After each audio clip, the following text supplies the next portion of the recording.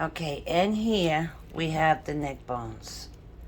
I cooked them in barbecue sauce. And I ran out of barbecue sauce because I got to put them in the oven.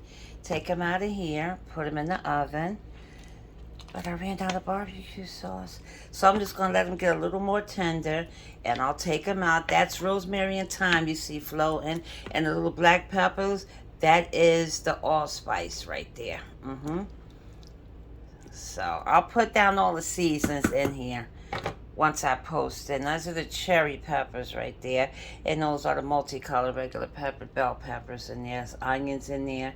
There's a lot of goodies in here, okay?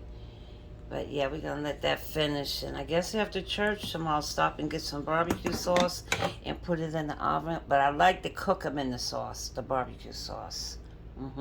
And you actually, I can let it just stay the way it is, It's still good. The sauce is really good in there.